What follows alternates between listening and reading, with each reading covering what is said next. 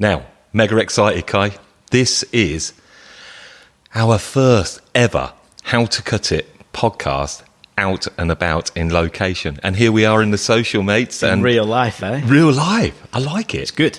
We feel very live lounge here, which is good. That feels good. And as I say, we're on YouTube. So to our YouTube viewers, hello. If you're not listening or if you're not watching on YouTube, then go and check this out. This will be on the Hair Show channel for everybody to listen into. We interviewed you. When was it? Last time? Ooh, it was like 2 years ago. Man, it was. So in episode 10. And can you remember what the title was of that? It was something about a brand. I don't know. Good to see you remembered that, mate. Well done, you. Creating a unique brand identity. And it was just incredible. The downloads to it were amazing.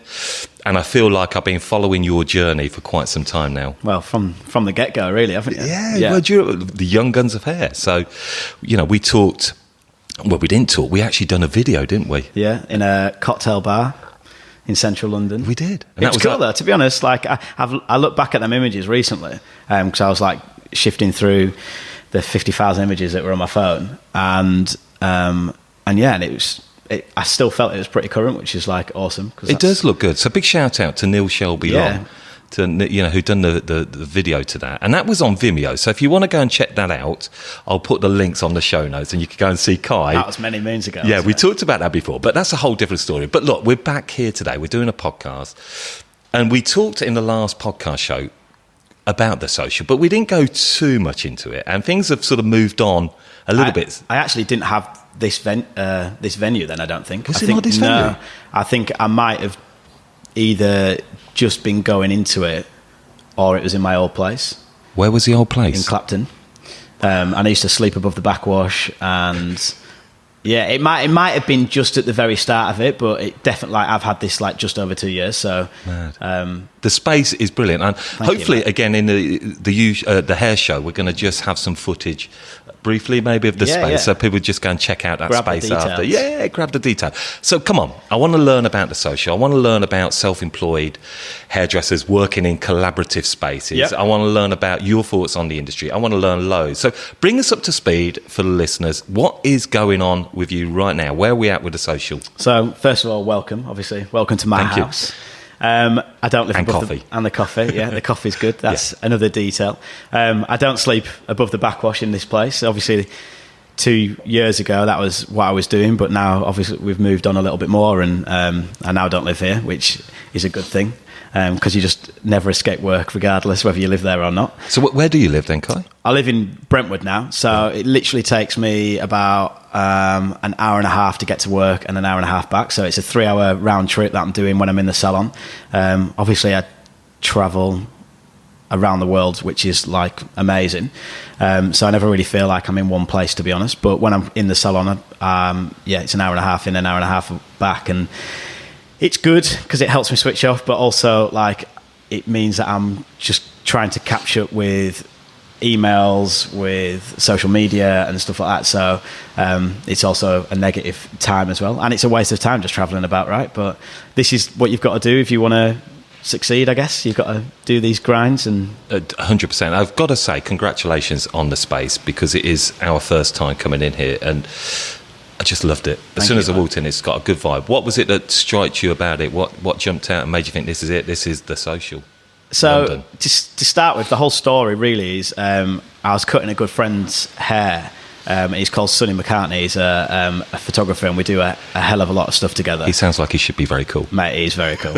And basically, when I was meant to cut his hair the week before, and I remember he cancelled because he got a job, and it was cool. And then he came in the week after, and within that time, he'd found this studio. And he was like, mate, it's really cool. It's on a place called Star Lane. It's in this warehouse. We're going to start up this photo studio. You should go down and look at it. So I literally finished cutting his hair and rang the owners up from GBL Studios, which is where we're at today. And they were like, yeah, come down and see it. So I went that evening to have a look at the space. And where we're in now, this is where the lorries used to drive in and drop off to the warehouse. So there was no floor. So the owners have renovated the whole space. And like when they were doing it, they used to live in what is now a pizza bar, and like they hold events in there, and it's really cool downstairs. But they used to live in that, in bunk beds, and it's obviously the thing to do. You've got to live in bunk beds if you're in these sort of spaces. Yeah, totally. Yeah, but again, they were, they had to do that to be able to afford to then get their vision. But they have loads of warehouses now and loads of events, and they've got a lot of like rave scenes going on, and they're doing really cool stuff. But basically, when I came into this space, it was just an empty room. The shutter was still exposed, so what came down where it stopped the lorries from coming in, that was still exposed, so I could see that. And there was like graffiti on the wall, and the boys did a really good job of like scrubbing it down and giving us a base. And it just, I like the fact that you said it's got a good feel, because that's what even in the rubble that was about, I still felt that like cool energy about it. And then my dad came down that weekend, which was crazy, because he'd been banging on about going to see like the David Hockney exhibition. The art is like a famous artist, and he does like a really cool thing with like the big splash, and like I like the palettes that he does, and like I'm not one for like being an art toft, but it captivated me. But we went to see it, so it was the last weekend that was on. My dad came down. He doesn't come to London an awful lot, and he then came to look at the space, and he grilled the owners about the things I don't know about, which I now know about. What are those things, Carl? It's just like, is the roof insulated? Like the basic stuff about building. Like my dad's a decorator, he can build stuff. So it was just like the stuff that I haven't quite yet learned through life. So it was really cool. And then I put the deposit down, and then he came down, I think it was like 4 weeks after that. I think 3 weeks after that. And then me and him spent 3 days, basically him and me just taking pictures of him and taking a. But we spent 3 days like developing the space. We had to, get the flow right. And what I like to do when I'm in space is I sit on the floor when it's empty, and I try and experience how I want things to flow. And then a really good tip, which is I like put masking tape down, like on the floor to make sure that the measurements were right of furniture and things like that. And it just gives you a better indication of like how things are actually going to go, because in your head everything actually is a lot smaller than you think, and then it comes, and then you're like, oh, I'm not even going to fit down the back of there to wash people's hair. So that was that. And I dislike hairdressing equipment, as in like furniture, quite a lot. I just think, I'm going to stop you on that. Yeah. Why? I don't know. It just doesn't interest me. It doesn't shout out like there's an amazing design about it. There is a few companies out there who are starting to do it, but UK, I think, is quite. It's not there yet with the salon furniture, and so a lot of the time you're having to custom make everything to make it into something that's cool and a little bit more interesting. But at the same time, when you are doing that, it's going to cost you a bomb to custom make something, but it's the details that I think make a space yours and make it different. But there's definitely a few companies out there in the world that are doing nice furniture, but then shipping it over and the cost of that sort of thing is another expense. So by the time you've taken that into consideration, you might as well have just made it anyway. You're just saying about the furniture, and this takes me back to early memories for me, reading the journal on a weekly basis, and they'd always have the salon interiors in there. Yeah. And I remember thinking, I want a salon, I want to set up a salon, but my God, there was figures of like 100,000 to kit out a salon, 200,000. What's your take on kitting out, something of this super cool vibe?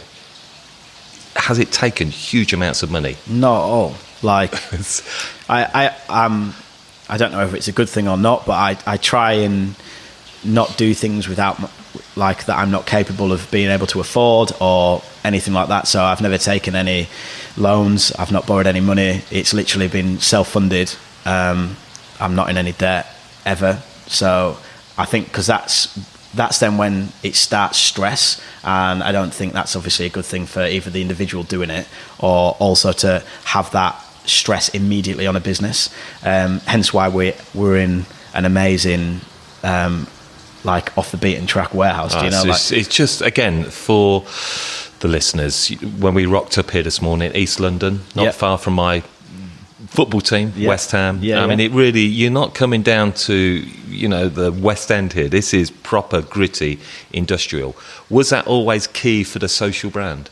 No, I generally don't think too much about where the location is. It was 30 seconds from a tube station, so to me, I'm winning. Do you know which tube station? It's Star Lane. So Star Lane tube got station. Great name, right? There we go. It had to be Star Lane. Yeah. Of course it did. But it's really accessible on our Instagram. We have like the train times and how long it takes you to get from A to B, from whether it's Liverpool Street or Stratford or Victoria or wherever some people travel. It's 9 minutes from the London City Airport, so we have clients that fly in and fly out, which is mega cool, the fact that people are loyal enough to do that, and obviously I'm really grateful.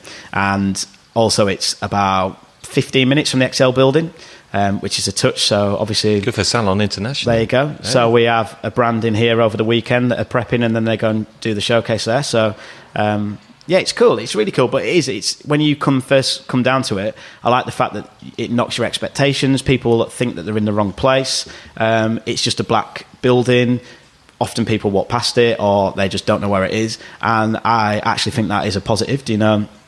Rather than being a negative. And then when you come into this little space that we've got, obviously it's surrounded by thousands of plants, and I'm feeling the oxygen in here, do you know, man, it's feeling good. And I think a lot of the things I've done for aesthetical, if that's even a word, like the aesthetics, and then naturally it's become like a positive. So yeah, the plants obviously clean the air, so it's a better environment for the people to be in. It's obviously not, I keep saying obviously, I don't know why, but like there's lots of like things about it making a work environment a lot better for people to work in anyway. So a lot of offices are now doing that, but I did it for the aesthetics, but obviously there's another positive from it, which is really cool.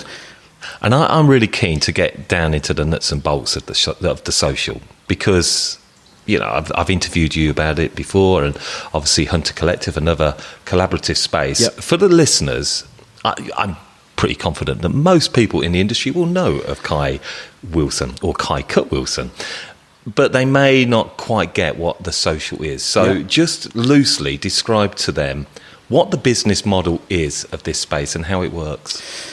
So I started it because I wanted a cool space for me to work in.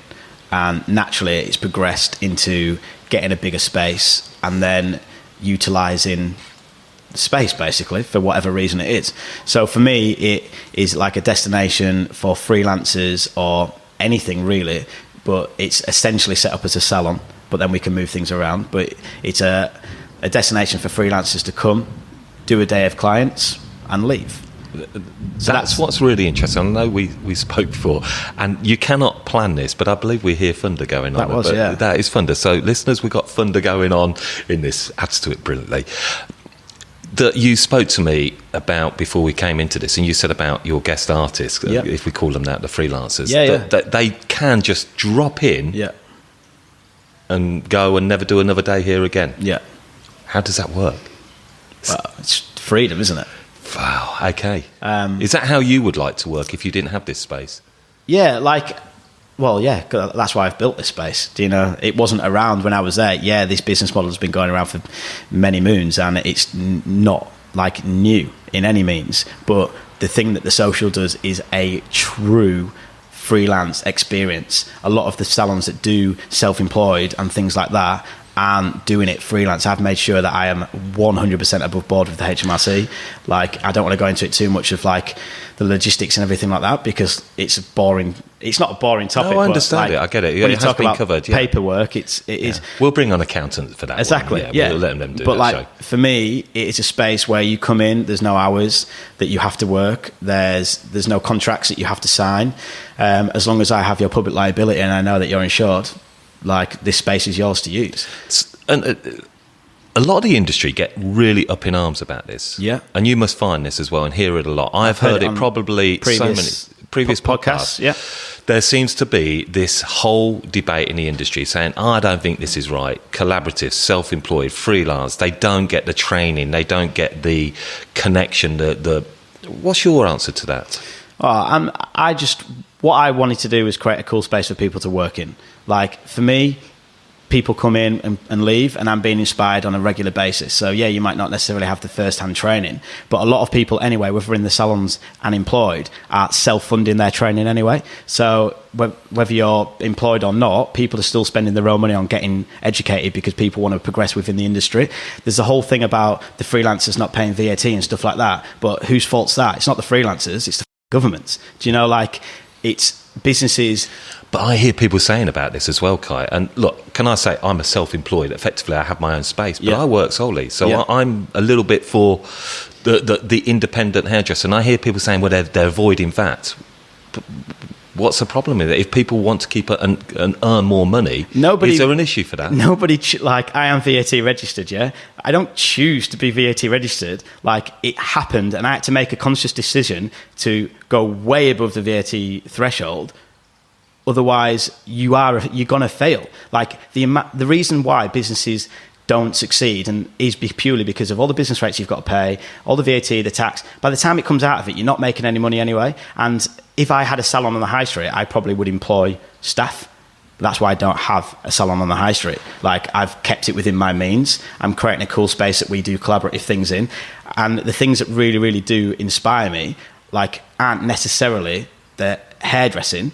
Like, it's more about doing gigs in the salon or doing, like, more lifestyle, like holistic therapy and Reiki and sound healing and stuff like that. So we're giving a different, like, experience for everybody. I think as well, like, when you're working so much, you get sucked into this bubble of the industry. And I definitely did do that. And it's not like the be all and end all. Stop. Right. You said sucked into the industry. Yeah. What are you going on about?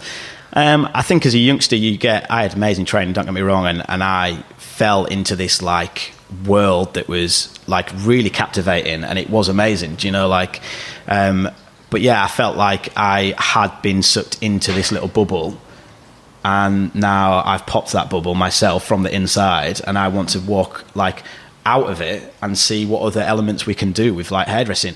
I always think that the hairdressing, like, when I've done it, if I do a shoot, it's the byproduct of what I've done. So I'm never, like, overly excited about the final images that have come back. I might be for a split second, but I'm always analysing it too much that something could be better. But the thing that actually, when you break it down, and what's really important, is the connections that we build up throughout the industry. So we've known each other for years, and you've travelled all this way to do an interview, which is absolutely amazing. And you're doing amazing things for the industry as well, which is great. But you're giving, like, anybody that's a hairdresser a voice. So it doesn't matter whether you won awards or not. Like, you are giving, like, the everyday hairdresser a voice, which is like someone that's working in the salon, literally doing, like, your 9 to 8 and making the money that way in the salon. Like, that's the bulk of the industry. That's like, I've just been in this other side of it that has just been going on forever, basically. And I think that this is such a good direction to go, because I think anybody that's listened to me before, I talk so often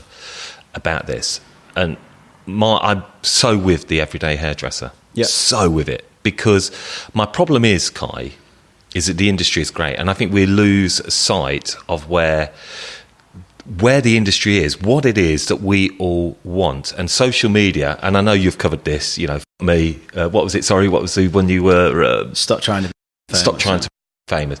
Kind of said it all, and I think hairdressers are almost losing sight of actually why are they wanting to be a influencer. Yeah. So is it... And they're losing sight of actually the everyday hairdresser is really what matters. And when you go to industry events, and I see the same people there, and as lovely as that is, I'm not seeing the hairdressers around the UK who are doing the everyday tough stuff. Yeah.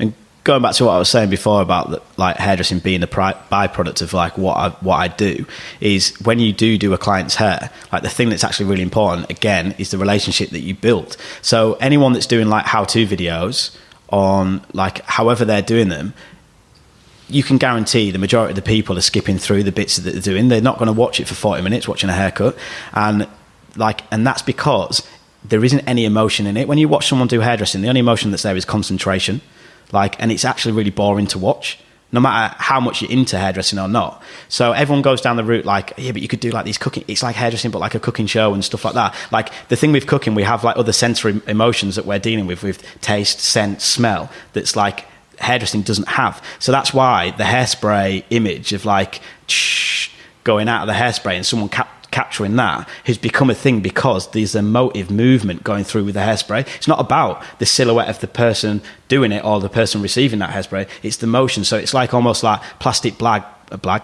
That's what I do all my life. The plastic bag floating through the air. Do you know? And so it's all about evoking different emotions in watching a video.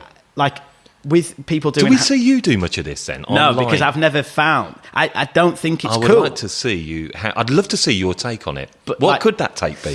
So the thing that we need to capture when we're doing a how-to, in my opinion, is... And it's taken me lots of years to like come up with the concept and try and understand it psychologically. Like, why doesn't it work? Why isn't it interesting me like when I'm doing it? And it's... The thing that we need to capture is the emotion between the person receiving the haircut and the hairdresser, because that is what's important. And that's why salon worked many years ago, because it was a conversation that was being filmed and then people wanted them to fuck up. Do you know, like, that's what worked. Like, no one cared about the haircuts unless they went wrong. Do you know, like... And it's funny you say that, because, again, it's a bit like when you watch... And sorry, listeners, viewers, if we've gone a bit off-piste here, but I love it. This is how I love interviews best. When you watch... Gogglebox? Yeah. That effectively is people just watching people's emotions during TV. So is there a place there that we could find that? Yeah, but it already is a thing. Like, hairdressers watch people when they like mess up, do like home hair dyes and they mess up, and there's like things of like watching people's reactions of that. Do you know, like, so again, like, I think hairdressing doesn't overly, like, when you're in a classroom and you're learning, or in a salon and you're learning, like, by watching videos, then you need to be really in that mindset of learning, and you understand that you are going to be sat there and your mind might drift. But like I was saying, we need to capture the handshake at the start, the story. That. So, like, we could do like a haircut with Kai and we film it, but like the byproduct is the haircut. You can quickly edit the how-to of the haircut, but the thing that will work better is actually the conversation what we're getting, and that's why these work, what you're doing, because it's about a conversation. 100%. I love that natural conversation, and now we're going to have thousands of listeners that are going to hear this, and they're going to think, go ahead and do it. Go ahead and do it. But you've got to do that right. And I do get exactly, we're not seeing, I think I would be really engaged in seeing, as you say, the consultation, the whole experience almost, and just using that in a clever way could be a really good, the reality of everyday hairdressing. Do you know what's dead weird? I only thought about this yesterday when I was teaching. Was it yesterday? On Saturday. You spend an hour doing someone's hair and they're in a gown, and then they have 30 seconds to tell you whether they like it or not. Yeah. Like, and it's like, so right. It's just weird. Like, it's such a weird thing. Like, when you... But then most clients, don't they just turn around? I think we'll all know the truth of this. Clients will say, yeah, I like it. Yeah, it's okay. Yeah, you definitely have. But you need to go back and see in that mirror, don't you? It's not even that. Like, you can't decide whether you like it. That's why when you go home and sometimes they come back, which is fine. Like, it should be allowed to be a thing, because you spend so long doing someone's hair, but then they have like that split second to be like, yeah, it's cool. Like, as a hairdresser, I've always known when something's not right. You feel it in your gut. It's like a natural instinct. So that is when you have to make the decision whether to bring it up and say, or you wait for them to say. But like, again, like I was saying, I just think when we're going back to that client experience, and that is the main thing, and that's why when you start hairdressing, that's the thing that you then love. Like, you love the salon team, you love the vibe, you love the communication between the clients, and then you love it, so you start doing industry stuff, and then it develops like that. You know, like, but really, like, the best thing that I do is when you connect with people. And that's good. I'm going to ask you that question because, again, as a working hairdresser like yourself, very much. We all kind of work differently, but we don't work differently, do we? Yeah, we do. We do? Yeah. How do you work? With a client, let's just picture one of your most favourite clients comes in here into the social. Yeah. And they've got an appointment for cut and finish. Yeah. What's that experience like for them with Kai? Oh, they hate it, mate. Yeah. I think... conversation, everything. The setting, the environment. We have our own scent that we're trying to make at the minute, so I've been making that just in my kitchen at home, just with essential oils and getting the right blends. That's detail. It's powerful though, but it's not like anything new. Loads of people are doing it for decades, but it's a detail that we do. Like the drinks that you serve, it can be minimal, but it needs to be right. So we have our own coffee that's supplied by Red Bank, which is a coffee company, like a roastery company in the Lake District, and the coffee's banging. Like, I really like it. His been really helpful. Like, we didn't need an expensive coffee machine because we don't have a barista. But if I was on the high street, I'd have a coffee shop in the front, like Mitch has done in Sheffield with laundry. Like, his space is beautiful. He helped me out a lot with this space, with just with like little niggles that I had throughout. But it was like. But this all comes down to that experience. So that client comes in, and what do they get? A consultation with you, Kai? I mean, how long do they get that cut and blow dry? Truthfully, when they're with you, I want to know. What's it for? No shorter than an hour. No shorter than an hour. No. You'll sit down. I've got no assistants. Okay, so you wash hair? No reception. Of course I wash hair, yeah. And I like doing it. Like, it's still to that Nobody day. To do your blow dries? No. Like, what's your conversation like? My conversation is either about them maintaining their hair and styling it, or it's about like conversations like this. Like, we could talk about therapy or whatever. Like, it could be any conversation, but it's definitely not, are you going on holiday? Like, the standard. Don't you get absolutely tired, sick of that cliche that us hairdressers have got? We're the ones, and you say to somebody, "Oh, I'm a hairdresser." Oh, you bet you talk about holidays and Christmas. I know I try and avoid them at every. But we are creatures of habit, so with everything, and I always try and break that habit. It's not to be different; it's to keep me entertained and also be progressive and evolve.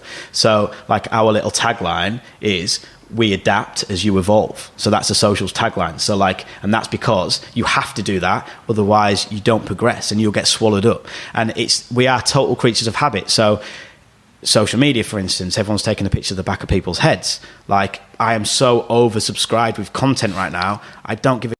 I'm doing it, right, because it's getting me clients. But at the same time, I'm like, because you spoke about this in episode 10. Did I? Right. And listeners, I'll put the links in there for the show notes as well as on YouTube. So if you want to go and listen to that 2 years ago. But you did talk about, you just said you were so bored of looking at hairdressers' work. Yeah, well, I still am, and it hasn't changed. Do you not look at industry work? Yeah, I do to a certain degree, but I'm definitely not one. Even for certain competitions that are out there, it is the most unrelatable topic that you can possibly give me. Yeah. Okay. Sorry. And go more. I want to know why. Why? I just don't relate to it. It's a still image. I'm oversubscribed with content. It's something that. Are you past balayage and waves? No, are you into it? I mean, because you will share those images. Well, of course I will, and it gets me clients, and that's what. So you're doing that for the client point of view. So when I teach as well, I'm always telling the hairstylists to decide what hairstylist they want to be. So for me, it's really hard because I want to be everything. So it's hard for me to appeal to an audience of clients, appeal to an audience of hairdressers, appeal to an audience of brands, and build it like that. But like a lot of the time, people want to just be busy in the salon, so appeal and speak to that audience of clients. Like, and then you will be posting stuff like that. And people say taking a picture of the back of someone's head is easy because not everybody's photogenic. Totally get that. Like, not everybody's photogenic. Hence why me and you have done the podcasts on a podcast before, but now you are not. We're here. You've got the confidence up now, Absolutely. Let's get out there. But it's so, starting the clients letting take the pictures, or if that client isn't photogenic, maybe that you can do something where you're styling and you film that, and that's the content of that client. Like, it's just really. But I'm just like bored. Like, it's like the same. Are you thing. bored with the industry? Yeah, I am actually. I hope you don't mind me asking you that question because. And I want to know, and that's a big statement from you, because Kai Wilson, if you don't mind me saying, you are one of British hairdressing's most exciting hairdressers. Full stop, right? You are. But to hear you say that, and our listeners and viewers will be thinking, what? Yeah, you're bored of the industry. Explain why. I don't know. I don't know. I've never been excited about like that sort of thing, and I think it's such a it's in the minority of like what my everyday life is about. And the things I get interested, like I was saying, inspired by is the conversation that we have between two people. It doesn't necessarily mean that they're in hairdressing or not. Like, that's why I used to cut hair in burger joints, and like that was really cool. Do you know, like it was so cool. And to build that connection with Tom, and over the years, and see him progress and do things, and like that's what really, really like inspires me. The hairdressing is a super, super cool tool to get something out of someone as well. So when I'm doing meetings, they come into the salon. The meeting is a haircut. I talk without thinking because I'm concentrating on the haircut. It's an escapism for me, so it's almost like a meditative, like process the haircut is when I'm doing it. The client feels comfortable, so they open up a lot more, like we already know. And that is what's important. Like, it's about the connection between people. Like, I just think we get so sucked into other things that it's actually not important. I get that people need to... What do we get sucked into? I don't know what it is. I guess people like need to offset. I keep prying and prying, right. I like it. I want you to make me cry, Dom. Do you know what I mean? Like, I think the process is like being creative and like and etc., which is cool, and that's an element of doing it. But also, still imagery to me isn't relatable because there is no message behind it. So you might spend loads of money on doing a shoot and making someone look like they've got cool hair, but like, what's the message behind it? Is there something that's going to be thought provoking? Like, is it going to change the world? People will say, does it need to be does there need to be a strong message behind it? I feel like it does. Like, I think it does. Why? Because for me, it's unrelatable when I don't do that. So, and again, I haven't worked out how to do that, but I think there needs to be stronger messages through the industry that we can be doing at the level that I'm at the minute. Do you know, like, when you first start doing photo shoots and stuff is really, really cool and it's really creative and you're doing that, but like, because we are oversubscribed now with content that we have to do to create business, like, I think we need to have more of a message.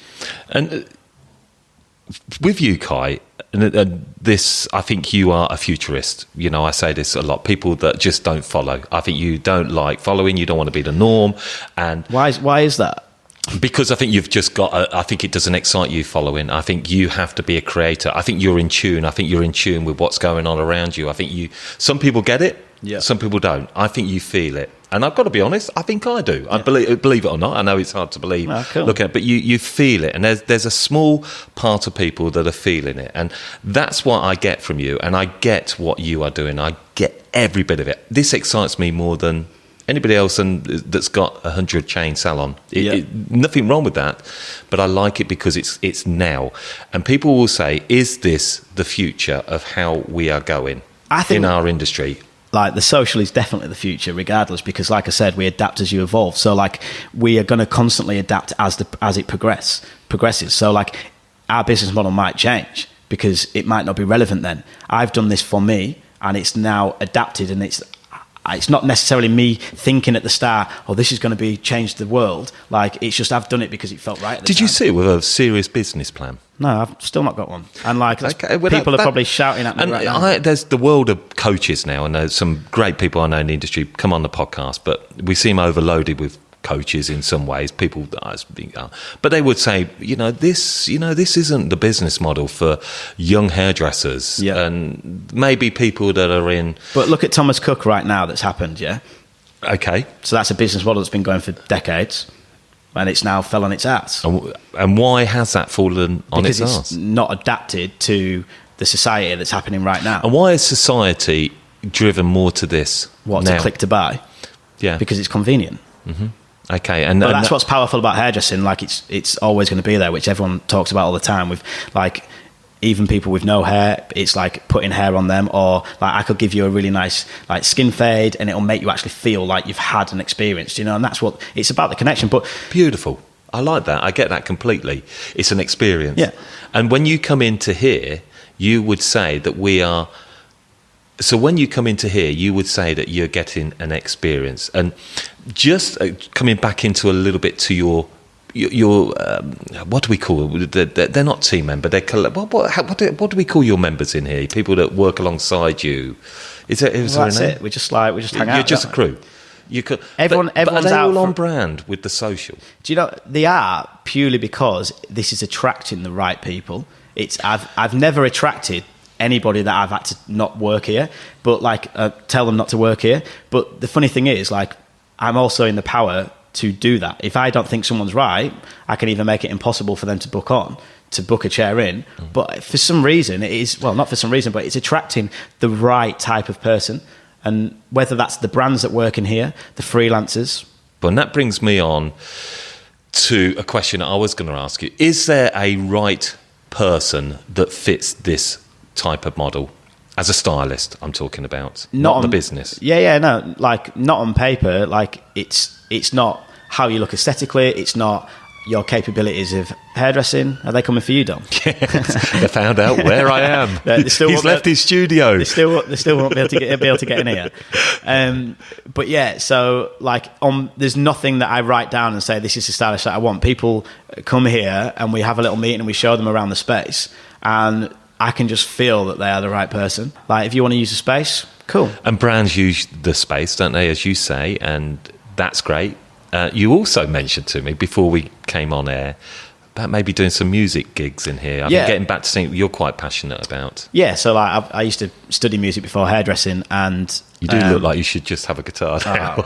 I'm crap now, like, but like my mum's a piano teacher, and she still is, and she taught me piano back in the day. But in this warehouse, there is 27 music studios downstairs, and some talented producers, which is awesome. But yeah, so we want to kind of do our little the social sessions or the social sounds or whatever we're going to call it, and just have like a really intimate sort of gig where people come in and watch. And a lot of my clients are musicians, so it's easy enough to get like the artist to come in. Also, we've got a photo studio next door, so we can go and do a shoot before or after the gig, which is like cool. And again, it's just like candid, real life sort of stuff. And the reason why music works is because it's emotive. Do you know, like, you can feel it. So that's why that works. We want to do supper clubs in here, which would be absolutely awesome. Like, it started with an idea like last year. One of my mates, he was on MasterChef. He sadly passed away now. He died running the London Marathon, which is crazy. But he was super talented, and he was going to come in and do a little session on like a little supper club, and that would have been really cool. But do think out of respect for him. That would be amazing, wouldn't it? You know, what a great idea that. And this is the thing about the social. And I know, again, I go back to it, and I know episode 10 that your brand. I mean, brand is important to you, isn't it? But you found your brand not in that corporate kind of brand. Yeah, I like. But you know, look, hey, you know, with everything brand coffee, you're a brand man. Yeah, like I put a logo on a cup. You know, like but it's important to you. It's still it's still building, and again, aesthetics are super important. Everyone takes pictures now of the space, so I'm quite anal about when people are working that they need to work off a trolley and it needs to keep clean and etc. And like when you've not got assistants, that's really hard if everyone's busy. You know, so that's why everyone in here helps each other out and they make each other coffees and stuff. And you know, we're not a team as such because it's constantly changing and constantly evolving and adapting. But like, everyone in here are the right people, like we were saying, and it's attracting just the people that want to help each other when they're working. Do you have to put a strong management head on in here? No. Okay, so if I asked your creatives, and I said, what's Kai like to work alongside? How would they say? How would they best describe you? I don't know. You'll have to ask them. Oh, we'll do. We'll do that in our How to Cut It Live. Tell them to put some comments, guys, down below. You can let us all know what you tell think us what you it's really like think. to work alongside Kai. Okay, look, so coming towards the time, I mean, this just is a glorious time. I'm actually coming out and doing this live. I'm loving it. I want to do this all the time now, I have to say. I think it's better because you can connect better. I think we can connect better. But it's harder for me to, because, hey, until a brand will come and supply me with some serious dough that I can do this on a regular basis, then, you know, I'll tell you what you need to do. You can come and use a studio and just do a day of interviews. Do you know, that'd be cool, wouldn't it? Well, I'm open to that then, Kai. Hey, you've heard it. You've seen it. We will talk about that more on this. So a really important part for me before I end this interview, and again for our listeners, and as you say, the everyday hairdressers, they're not all in East London. And whilst, you know, it's still cool, this is cool, even though we're industrial, it's cool, it's East London. And I know Lake District, still got your place up there. So you can talk from the heart on this. Because people would say, can I do this idea in a town, a village, somewhere completely new? And if so, how? It's already started to happen anyway, because they reach out to me and ask me for my advice. Are you happy with that? I'm not bothered, mate. Like, again, I adapt and I evolve, and I'll be there. Do you know, like, everyone's doing their own thing anyway. So as long as I concentrate on what I'm doing and no one else, then it's fine. I would just say, really think about what you actually want to get out of it. Whether you want to be buried in books or anything like that, then there's different routes that you can go down. I would just say, think about what you actually want as a lifestyle, and then go like that. This works for me. It doesn't necessarily work for other people. Like, if you seriously want to make money out of people working for you, this wouldn't be the business model for you. Like, it's not. They're the ones making the money. Like, I know that. But Also, does it still do you okay from a business point of view? Yeah, of course it does. I'm still here. Yeah, 2 years okay, on. that's good. Because some will say, you bigger salon, you'll be earning loads more money, Kai. Yeah, but I don't want the stress of that. Like, I've just got a lock on my door of the salon that I can open and lock on my phone wherever I am in the world. Like, that's so I don't necessarily have to be here when there's freelancers in the building. Like, there's cameras, there's security, there's all that sort of thing going on. But, like, I trust the people that are in here, I open the door, or they've even got access to open the door now, like, if they're regular, and they come in and work. It's not always about the financial gain. Like, I've never done anything for the financial gain. It's just naturally progressed, and then you gain financially. Amazing. And just a little bit away from the social, you're a father now. Yeah. 2 years, mate. 2 years. Congratulations. Thank you. I tell you what, when we did the interview last time, I was in her little nursery. Do you know, like, I filmed it there. Yeah. She's called Orly. So how's that been for you as a father? It's obviously, I think it changes your perspective on what is important, like, definitely. And everyone says that, and it is a cliche, but it's also mega relevant. And the reason why it changes is because, there's other. This is why it's probably taught me that there's other things in life than hairdressing. But hairdressing is so powerful, like the fact that she watches her mum cut hair, and then she then gets her doll's heads and cuts their doll's heads hair. Do you know, like, it's really cool. Yeah. She's potty training at the minute as we speak, so my girlfriend's having. Has it changed the way that you work, though? Have you had to change the whole dynamics being a father? Because we've talked about mums. Yeah. I actually haven't talked about new fathers. As a working father, I have a super supportive home, i.e. with Lauren, my girlfriend, and she loves working still, so she also is a hairdresser. But she also tells me when it's too much. I've been away too much. I travel a lot, so it's and that's doing work with brands, isn't it, Kai? When you say you travel, I educate, I do shows, we do loads of different things. It could be photo shoots around the world, like, it's really cool, fashion weeks, whatever. But, like, I think now it's understanding when a job is there, like, is it worth it, whether that's financially or not, or if it's worth, like, committing that time, or is it not? Like, and it's just making sure you don't miss them important days. And because that is what is important, like, you're bringing this individual into the world and bringing her up or him up, and that is what is important. Amazing. To be a good person. Amazing. Well, look, I've just absolutely loved this has been the best in terms of thanks, mate. Do a little cheeky handshake. No, honestly, I knew it would, and I feel really connected all the time with you, Kai. You're always there at a point in our kind of what's going on around us, and it's just, I think you're just incredibly innovative and exciting and very grounded as well, which is I love. I divas, but hey, so I'm going to ask you my last 5 questions, as I always do, but before we just do that, links quickly, where can we find you online? So I'm on Instagram, it's Kai Cut Wilson, or the social LDN, and that is basically all you need to know. Everything else comes from that and expands. Right, okay, cool. So away from hair, we've got to get to know you. We've got to go through these quickly because we are going into very long territory now, but hey ho, there we go. Right, question 1. Away from work, how do you best like to spend your time? Around people I want to be around. Question 2, what's the one song that makes you jump up and hit the dance floor? It depends how intoxicated I am. But anything, basically. Oh, you've got to give us one. You can't, mate. I'm rubbish with this. Okay. We'll put one in for you then. Okay. Question 3: what was you doing this Sunday afternoon just gone? I had a roast dinner with friends. And was it a good roast dinner? It was good. Yeah, I went for the veggie option. Do you know? Very good. Staying hip and all that. Okay. What was the last big treat you gave to yourself? A day off. No, that's a good answer. And lastly, tell us one more thing that we really need to know about you.